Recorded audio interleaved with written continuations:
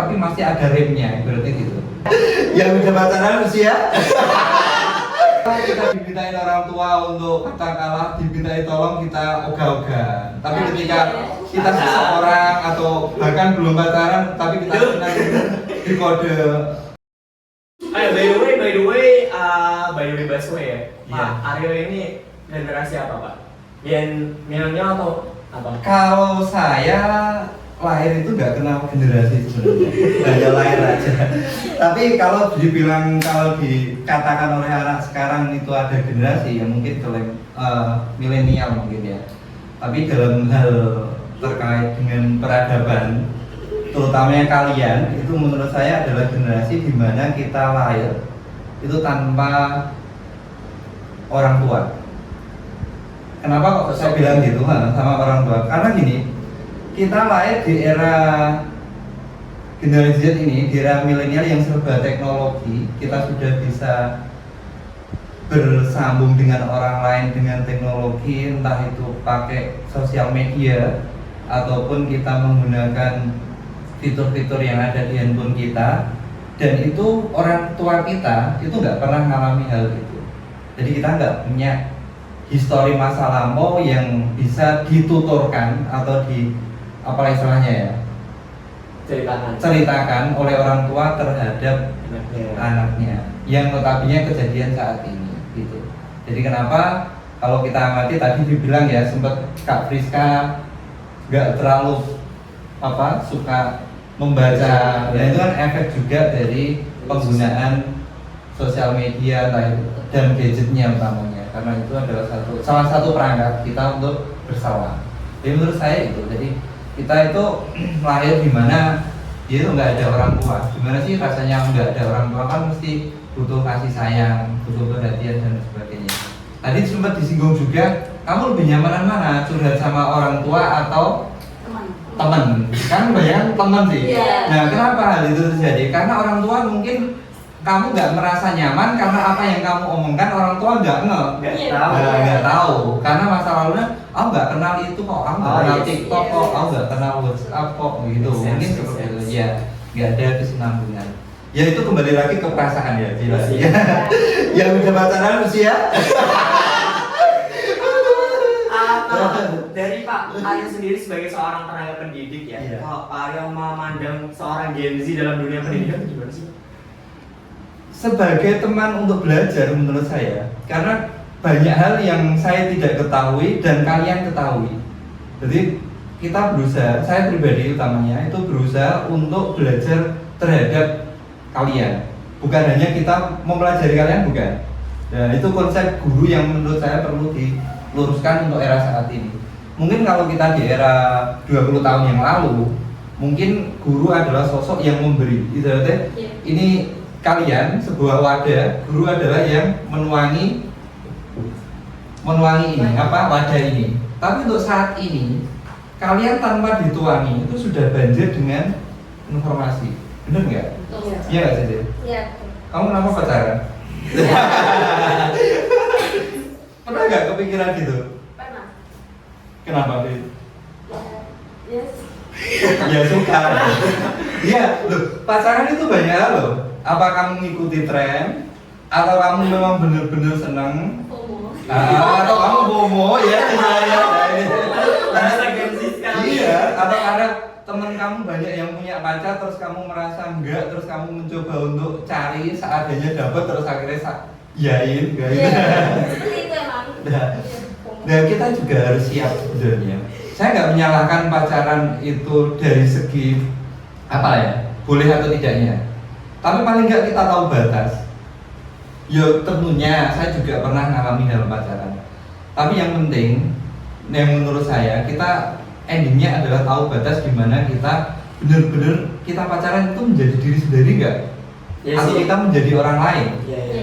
Ibaratnya gini, kita kadang merasa aku terlalu berkorban untuk dia, terus ternyata dia malah mikir orang lain. Benar nggak sih?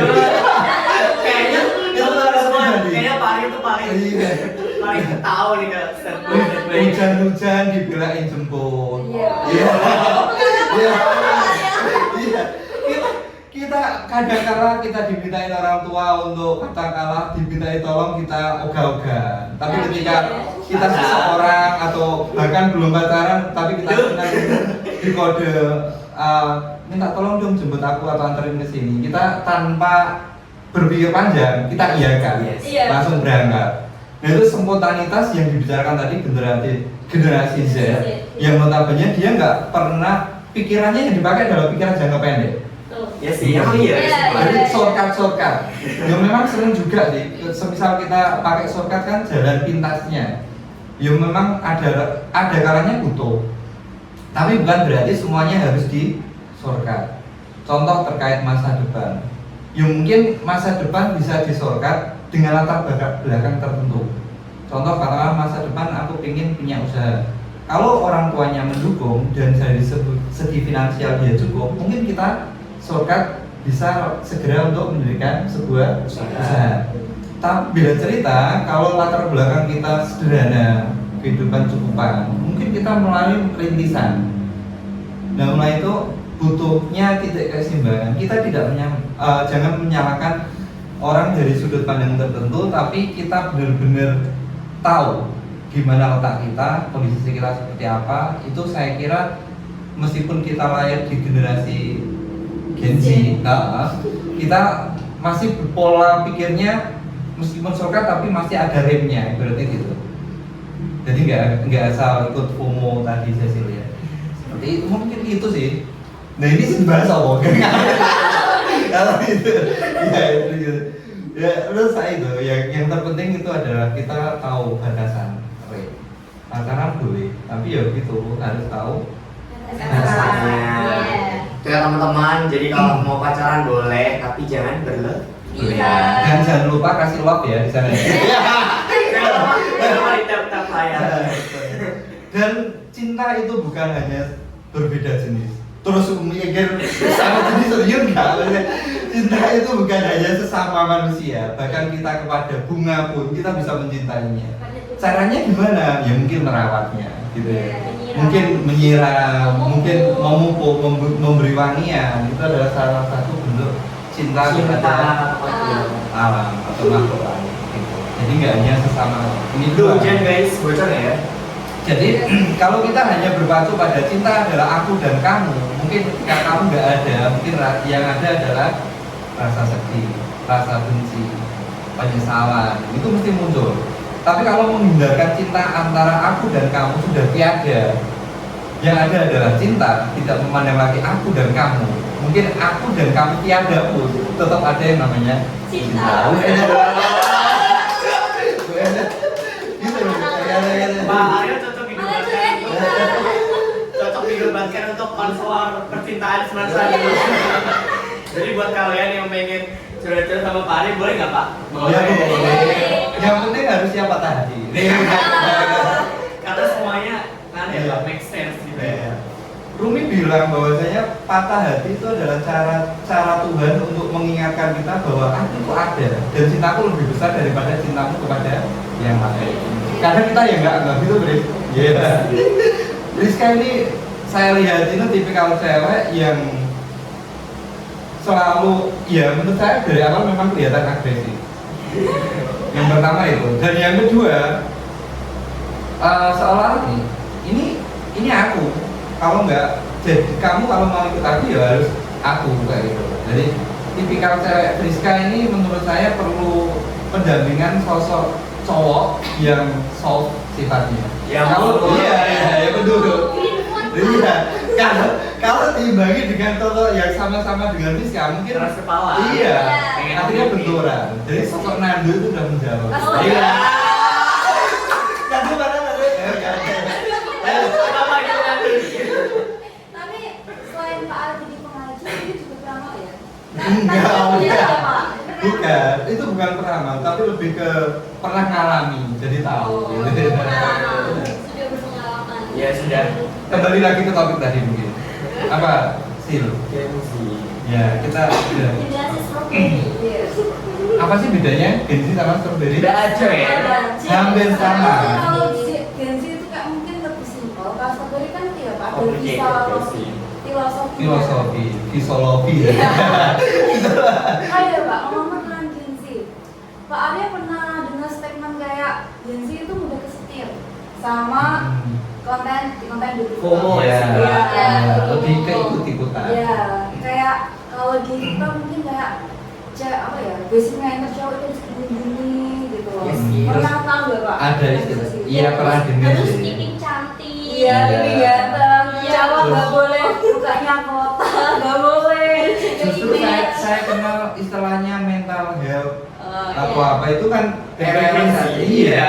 Justru malah di era Gen Z ini semua orang jadi peduli sama mental health guys. Jadi Iya. benar-benar. nggak semua Gen Z terus buruk gitu, nggak juga sih, kayak masih banyak juga hal positif yang ditimbulkan karena Gen Z itu ada. Meskipun, sorry tak cut dulu, Iya. mumpung ingat ya. Meskipun dulu juga sebenarnya ada terkait mental health, cuman nggak se-booming saat ini. Dan orang-orang generasi saya yang milenial atau apapun itu nyebutnya, itu dia lebih tahan terhadap kondisi yang dia timpa, entah itu dalam kesedihan, dalam kesendirian, itu dia lebih tahan. Beda dengan saat ini. Coba saya tanya ke kalian, berapa tahan ketika ada WhatsApp masuk atau notif masuk ke HP kalian nggak megang HP?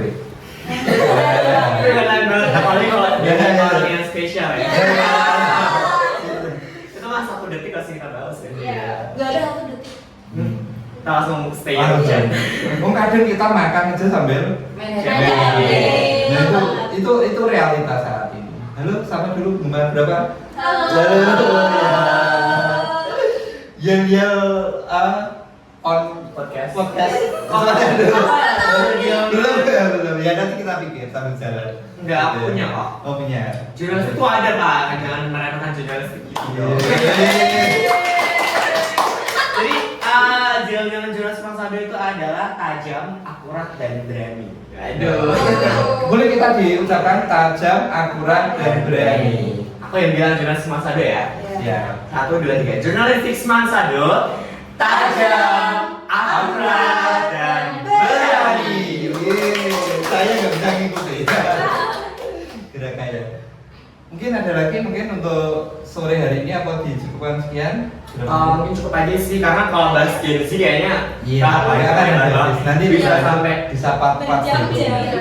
episode selanjutnya, nanti kita mungkin bakal ngebahas Gen Z atau kita nanti datangkan seorang bintang tamu yang pakar yang Gen Z ya.